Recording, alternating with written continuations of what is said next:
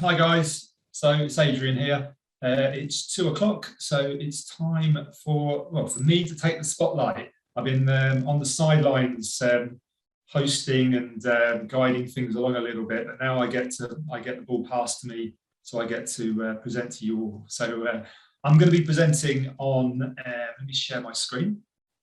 I'll tell you what I'm presenting on. So I will be presenting. So yeah, there we go. You should now see my screen. So I'm presenting on what if you're not Google, which I'd imagine describes almost every company in the world, how to build an employer brand on a budget. So I'm not sure if you guys have been on any of my webinars. I've been doing webinars and workshops for about 12 years now to thousands of people, all in the UK, obviously, mostly sub 1,000 type organizations. And yeah, so my style tends to be sort of very quite practical. So you should keep a pen and paper handy. We will share these notes with you, and you should be able to get hopefully lots of practical ideas you'll be able to put into practice. So let me get on and introduce myself. So this is me.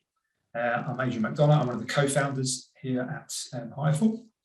And our mission, if you haven't worked it out already, we exist to help everyday organizations recruit better. So I think for the purposes of today, we could call everyday organizations sub 1,000 organizations, because that's probably about 95% of our client base is below 1,000 staff. So you know, the vast majority of people are people that are limited on time, limited on budgets, you know, limited on expertise. Even, you know, if they need to sort of think about their employer brand, they don't have an employer brand expert within their organization. So yeah, these are the types of problems that we're involved in solving. So let's get straight on into the talk. I just need to move that little thing out of the way. So yeah, so let's jump straight in. So I want to start with sort of how to attract talent. We're going to go over a bunch of ideas in this first little section around this. So this is like the data I want to show you, but it's worth highlighting some of the customers that we have in our database. So some of the data I'll show, some of our customers over a few thousand, but most of them are much smaller than that. So they're probably similar to you guys, and they've got to sort of compete with those shortcomings around whether that's technology or advertising or marketing. So let's have a first look. So I want to look at, and I'd use an example organization. So, you know, clearly, I've got an organization who just by chance happens to recruit Google skills as well. So I'm going to call them sort of ABC software. Let's imagine they're not really a direct competitor to Google. They're based in Nottingham, and Google's likely never directly competed for them with them for a direct hire. But what I want to do, I want to talk about this example company as an everyday sub 1,000 organization, to say that this is sort of typical for what, you know, most organizations do if they're a few hundred staff big. Might be typical of your organization. Maybe your organization does slightly better, maybe it's slightly worse. And then we're going to look at, you know, what's possible for an organization of that size. Just a few little quirks, a few little changes.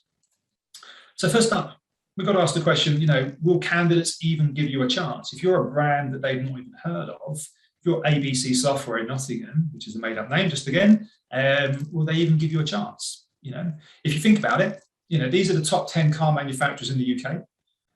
Very few people here, you know, drive a car that they'll meet their friend down the pub and say, I've just bought this new car, and they'll insert the name of the car, and then their friend will go, never heard of that. We all drive, from a car perspective, we all drive brands that are very much well established. Even if it's one of the newer brands, it tends to be well established.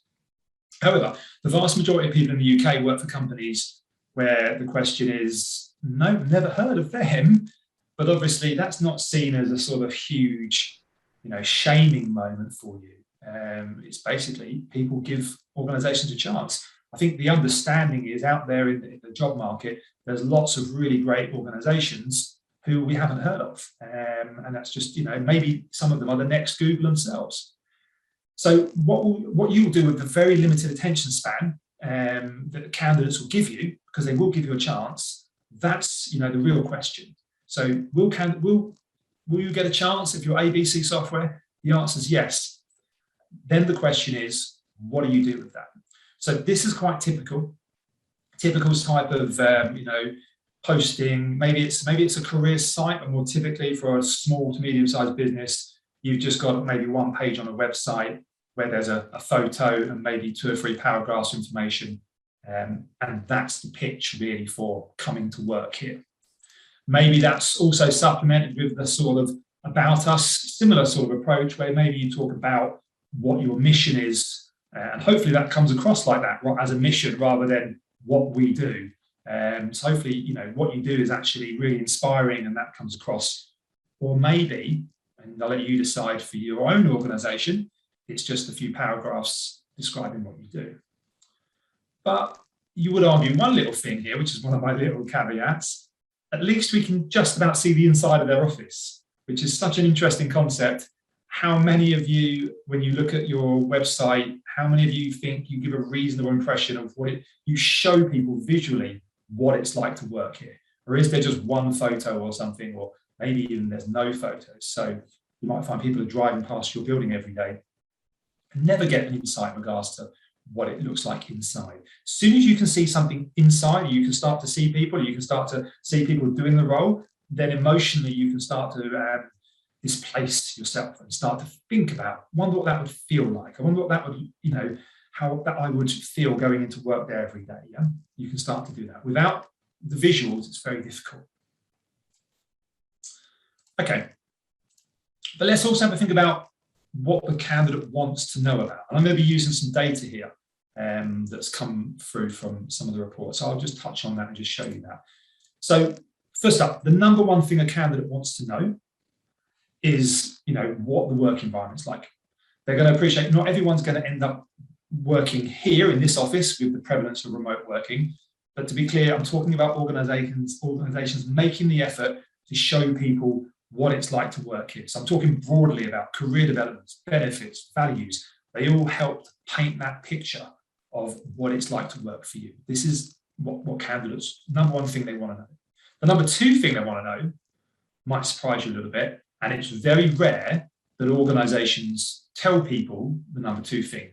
Many of you make a bit of a stab at this, and hopefully I'm not being too negative. I'm going to be, lots of positive ideas are going to come from this in a second, but we're going to start by setting the scene. So the number two thing they want to know is, what's the recruitment process?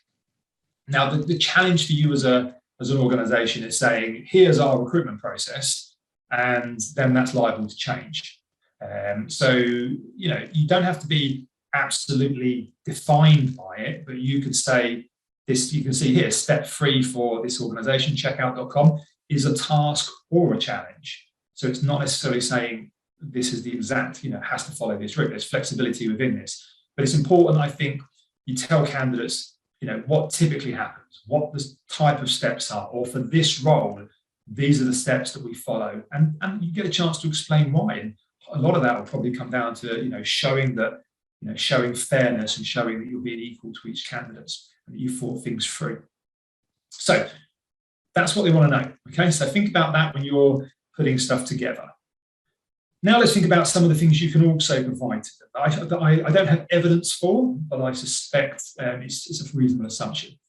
So I think one of the first things I would encourage you to do, and I've got a webinar that I do around writing advert copy, but adding some humor to your adverts is a bonus. You've also got the option, I would encourage this as well, of adding some humans to your adverts. These are 2 examples from Love Holidays who do very clever adverts.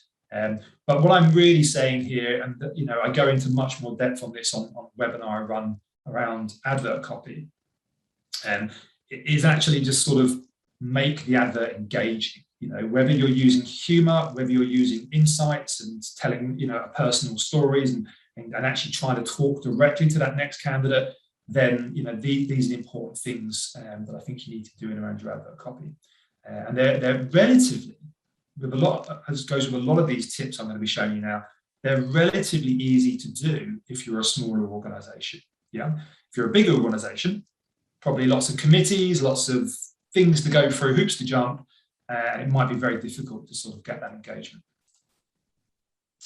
Okay, so perhaps the next opportunity, I would say, for smaller organizations and how you present yourself is that many organizations are all the same. Now, if any of you have been on any of my webinars in the past, you might have seen me do this passion test before. Don't worry that things are going to go very wrong. The passion test refers to how many people use the phrase passion.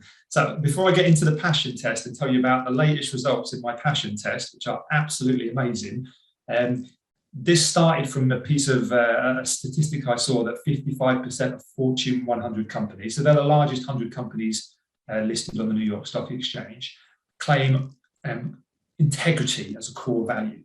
Okay, so the point I'm generally making there is, well, let me just show you, there's a few more actually. 49% say customer satisfaction is a core value, and 40% say teamwork is a core value. So that's all, lovely, but many candidates just sort of see the same values listed again and again and again. There's no uniqueness. If any of you saw David Thompson's talk around employer brand this morning at 10 o'clock, he was talking about differentiation. So, there's nothing, everyone just sort of gets labeled the same. And really what we're talking about that is use of the terminology you use as well. So you'll see the 48,000 jobs with passion in their job title listed on Total Jobs. So, and that's coming through at a very, very high rate. That's, I think from what I saw, it was over 4 in 10 jobs on Total Jobs from employers, not the agencies, from the employer jobs. Oh no, I've actually got it here, sorry, it's 47% of employer adverts in September 2021 on Total Jobs had a passion within it. So feel free to go to Total Jobs, search for the term passion, you'll be amazed. So think about that as a candidate. How do you feel when you're seeing these same words again and again and again? I can tell you how you feel. You probably feel completely underwhelmed. You might be just bored. You might just roll your eyes, or you may just think, what a dull company. I've read this phrase a million times. Everyone's telling me they want people with a passion for this and a passion for that.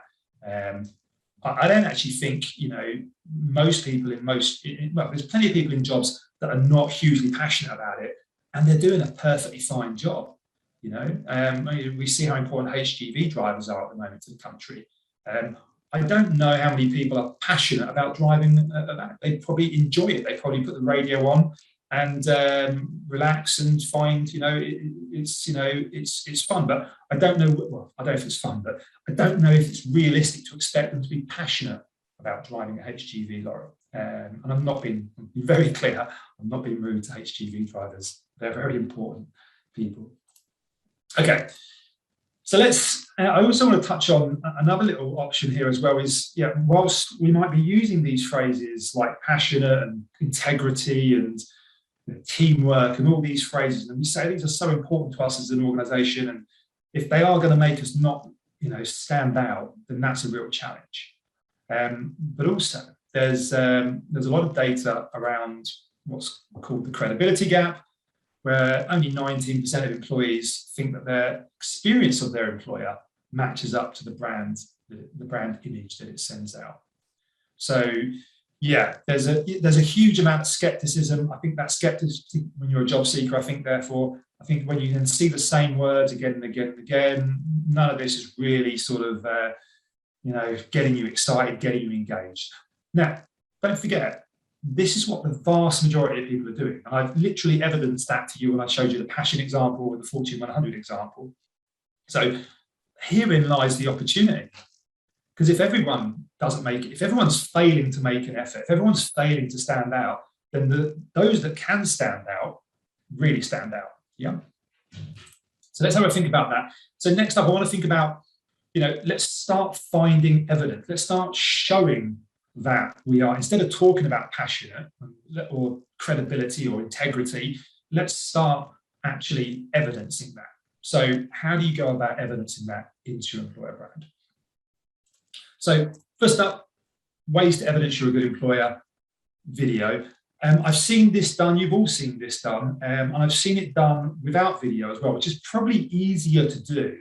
If you said to your staff, we're going to take a photo, going to ask you a series of questions and put a page on the website, who's up for it? You'll probably get some semi-enthusiastic people happy to do it. If you said we're going to bring in a video team, you have to get into the sort of Tony Soprano rules of influencing and, like, really twisting people's arm to sort of get them to, to be in front of a camera, unless, they're like me and like, did someone say camera? Anyway, but so the camera, is a bit of a challenge, but I think it's a huge advantage for the video, because video, particularly if it's shot authentically, and I would leave in the little outtakes and the little bits, and I think that works a lot better than simply a photo and a sort of dictated Q&A where someone's asked 5 questions or something, and an employer profile page is built as to meet, Kathleen Barrett, who looks after this division or whatever. And what we did, interestingly, on our Hireful Careers site, because we just wanted to be different, and I think we got the same hopeful level of authenticity. You can't get the visual from it. We actually just did like the equivalent of a podcast, and I did a little 11-minute interview, just spoke to on Zoom, interviewed a member of each manager in the business, but told them, don't worry, we're not using any of the video, so they could be dressed in their pajamas or whatever they want. I really didn't mind, and that worked really well. So certainly, once again, works better than a static page. It was like, click here, and you can hear from this manager talking about how they, how they like to interview. You basically like hear from the managers. Basically, that was our pitch. So that's one of the ways to evidence you're a good employer. Show your staff authentically talking about it, and that's a good start. Next up, we've just done our Glassdoor recruiter roundtable. So clearly, Glassdoor is a big opportunity to evidence that, and I'm going to talk about that in a second. So this is an example of our ABC software company. Though, if we're going back to that, yes, I am still waffling on about ABC software. This is typical of what we find for a software company. Is that are a small software company, I should highlight. 8 reviews, almost the absolute average rating score, and they've not claimed the page. You can see a little red dot up there, and it would be so easy for them to claim this page and get that 3.5 to a 4 point something. Very, very straightforward. Just having a strategy would achieve that, and they'll be able to fill in these other bits around the years they were founded in the industry and stuff like this as well. So yeah, that's an easy place to sort of set that up, get your page going, and then obviously you'll have the evidence to back up the rest of the story you're making, and you can build that into your careers page, into your emails you send out to candidates and everything else. If you missed the recruiter roundtable at 1 o'clock, we had Hannah and Katie, a couple of great recruitment managers who are practitioners of Glassdoor, and they were just sharing their experiences doing just this to a very, very high standard. So, and like any talk on Sub 1000, you'll be able to watch that back after the event. If you missed that one, I'd encourage you to do that. We also done a bit of research on Glassdoor. We haven't shared this out yet. So part of this was me actually searching for people to talk about Glassdoor. So we reviewed over 1,000 UK organisations on Glassdoor. All of these organisations were the ones with 1,000 staff or less, and all of them had at least a 4-star rating. So basically what we said is we looked at the sub 1,000 community in the UK who had a good Glassdoor rating, okay? 89% of them had not replied to a single review. I had someone go through this, click, click, click, check, check, check. Wasn't me, was a fun job from one of my team, but they did it, and I'm really pleased because some fascinating insights from it. 4% had not replied to all reviews. So basically, so very, very few people are replying to all reviews. So I think it says 4, so it should say 4% had replied to all reviews. Sorry, that's the wrong way around. So only 4% are replying to all reviews. So actually 40 organizations from the 1,055. And that's actually where we found our speakers for the panel, because they were the organizations who were engaging with Glassdoor properly, who were sub 1,000 with a great score and were managing reviews correctly. So yeah, it just goes to show you, here's the opportunity, because your peers are clearly not engaged with Glassdoor.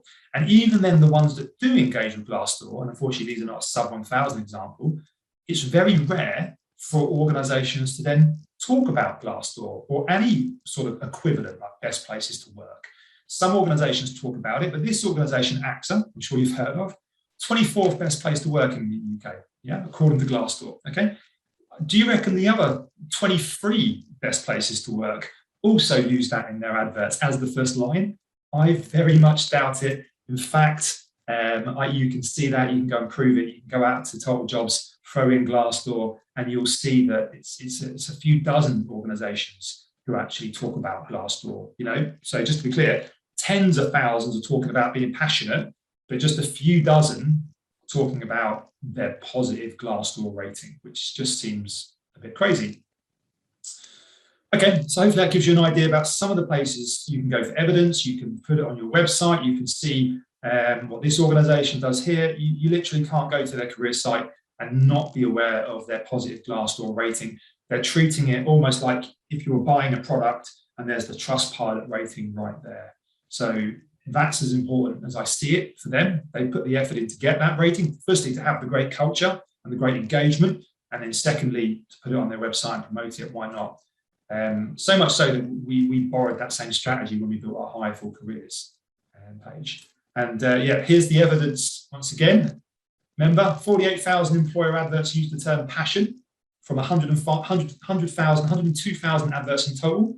So from the 102,000 adverts in total from employers, 433 mention Glassdoor. And that's the actual adverts, not the number of advertisers. That would be, the number of advertisers would probably be clearly less than 100. So yeah, you'll see very few people are evidencing and saying, look, we're a great employer. And therefore, there's the opportunity for you. Most organizations are saying, we are passionate, we are, we believe in integrity, we believe in these, teamwork and these very simple values, which, hopefully that is what their organization is built on. They are the pillars that that organization is built on. But no one's proving it and no one's writing about it in an engaging way. So therein lies, as I see it, the big opportunity. But there's some other opportunities out there as well.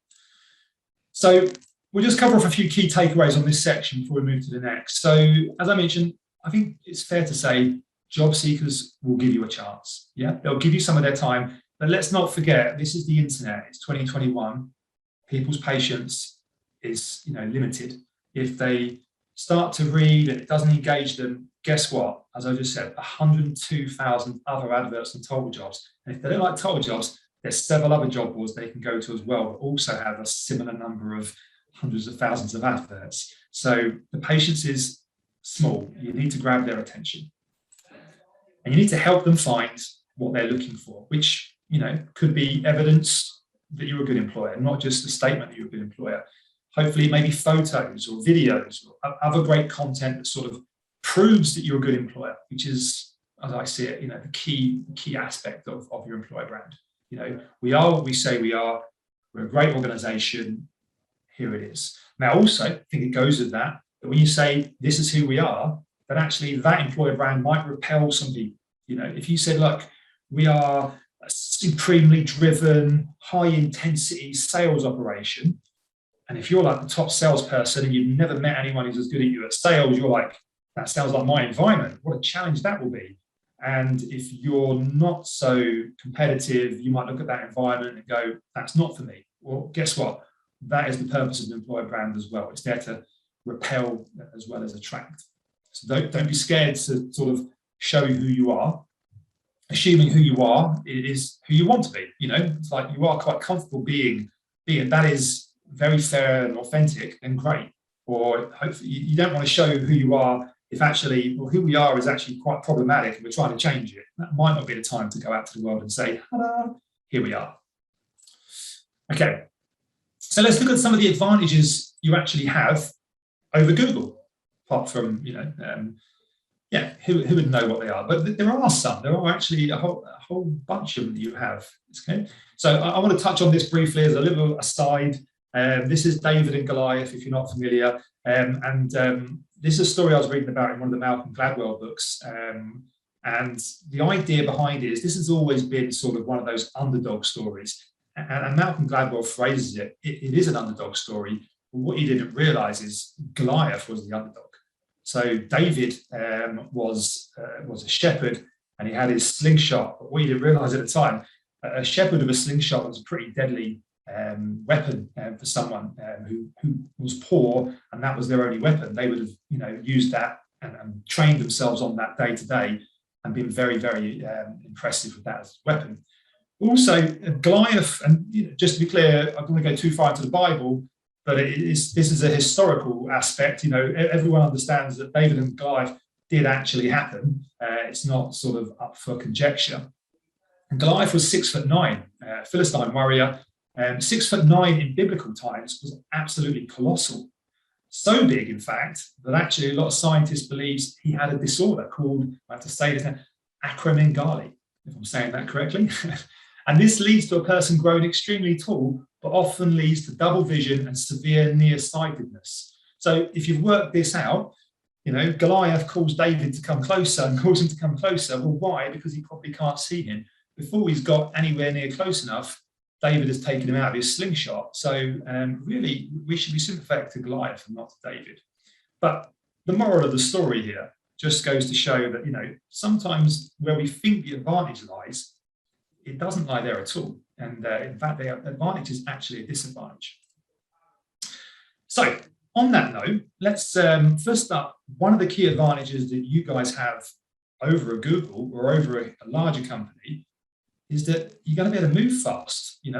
This is a report from the Candidate Experience Talent Board report, which looks at surveys candidates that come through a recruitment process. And it surveys like tens of thousands, 13,000 candidates in the Europe, Middle East and Africa region.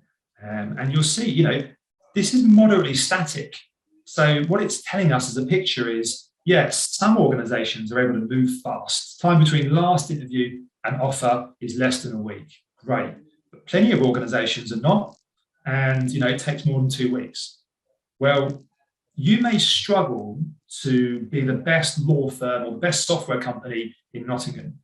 There may be better companies out there that are, that are working on more interesting products that have greater career development. And, you should still try and work against those challenges and try and offer better career development, things such as that. But one of the things you may be able to fix quicker is actually saying, we are going to have an impressively fast recruitment process. Not so fast that the candidate is sort of romanced all of it too quickly and, they interview on a Monday and you're offering them on a Wednesday and it just feels a bit fast for them. It needs to be at the right pace for the candidate as well.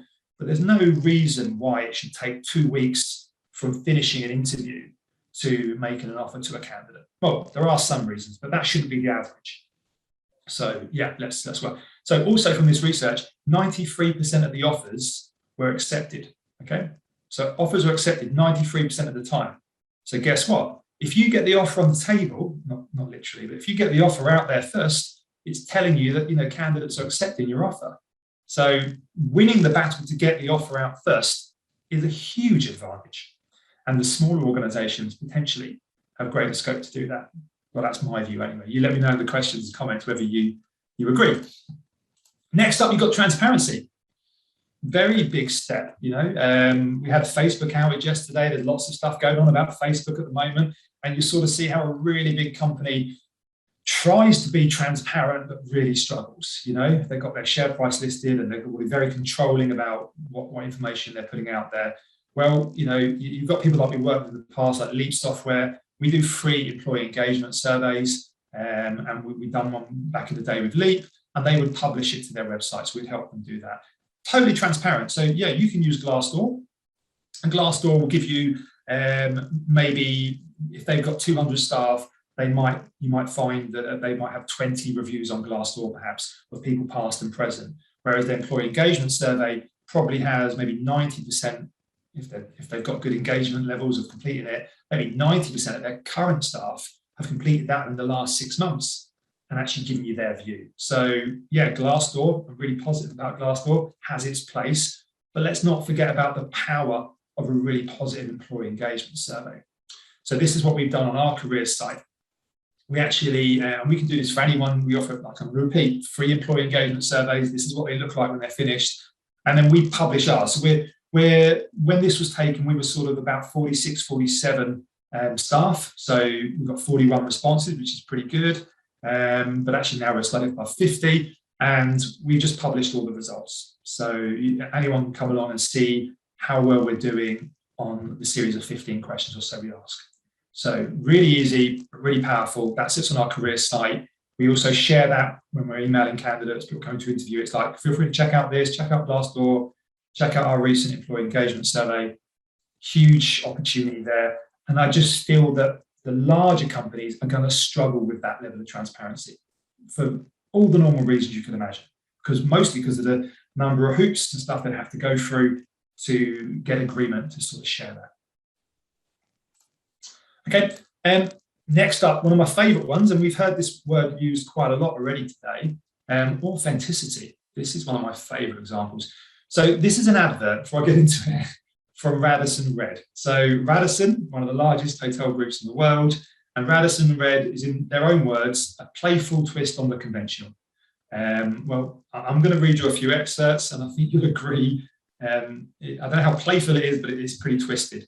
So this is what they actually put in their advert. It got a lot of, let's say, feedback. We use the term feedback. It got a lot of feedback from recruiters and other social media people at the time. So Radisson Red see things differently. We name things differently. We have staff, we have creatives, and managers equal leads. It gets better. The phone rings, reservation, you've got it. And now you're flipping an omelette, catch it. This place is alive and you love it. Smile, photo.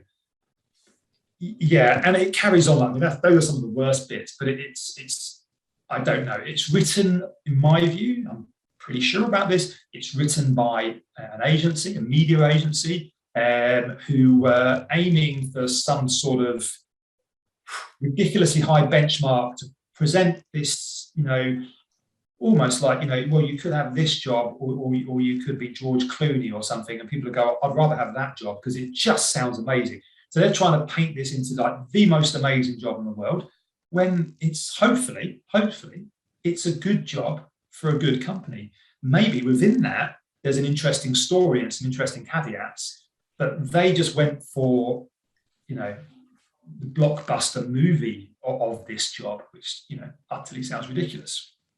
So there's authenticity when a big company tries it. Yeah, it's always a struggle for a big company to really be authentic. One, for the reasons I've mentioned around, design by committee, lots of opinions and general discomfort about sharing information that big companies have. But also, it's quite difficult for, let's say, BP to say, this is us.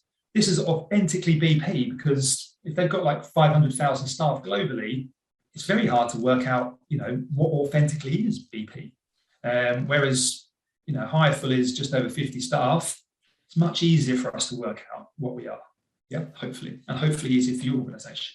So one company who does this fantastically well, and feel free to follow them on social media, is Honest Burgers. So if you're not from the Southeast, I don't live in London, but they're in London. There are a few other restaurants around the Southeast, just outside of London, but you may not have come across Honest Burgers.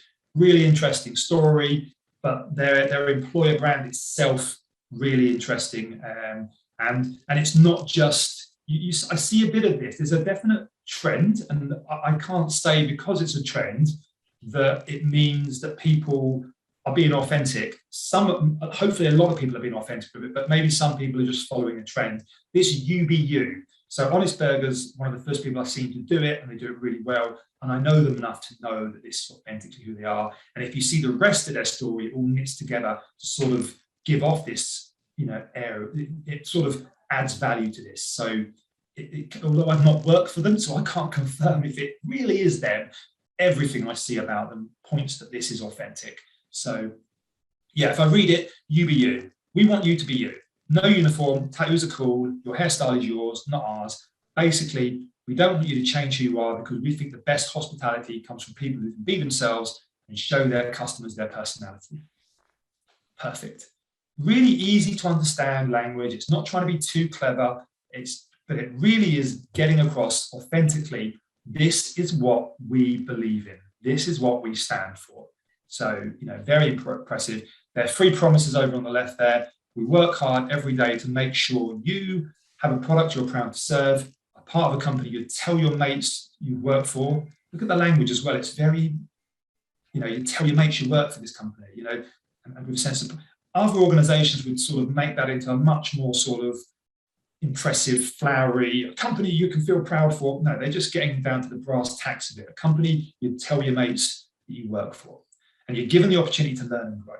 So I'm sure it comes across, I'm a huge fan of Honest Burgers. So feel free to check them out, follow them on LinkedIn. You'll, even if this isn't, I'm not saying this represents your company. You can't just copy this stuff.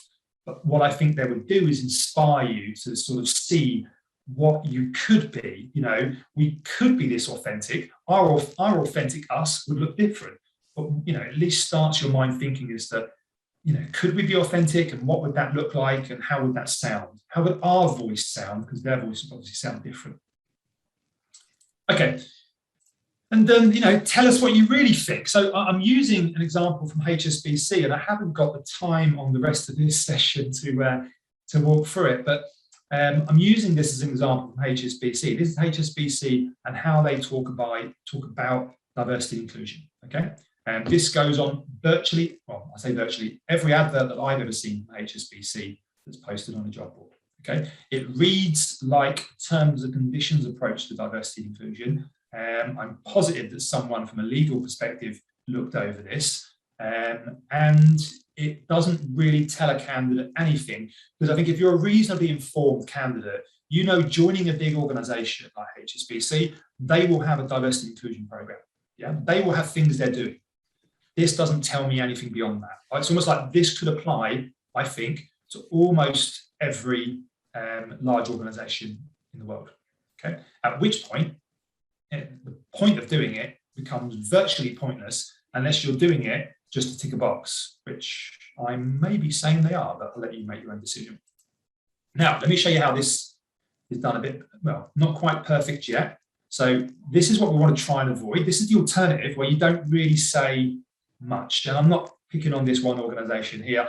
This is used quite a lot. And unfortunately, it is box ticking of insert name of company is an equal opportunities employer. Well, guess what? Being an equal opportunities employer is a legal requirement. So it's basically just saying, hey, look, we are not breaking the law. So that's never been something to shout about. Let me show you how it's done slightly better. This is Avado, similar approach perhaps to Honest Burger.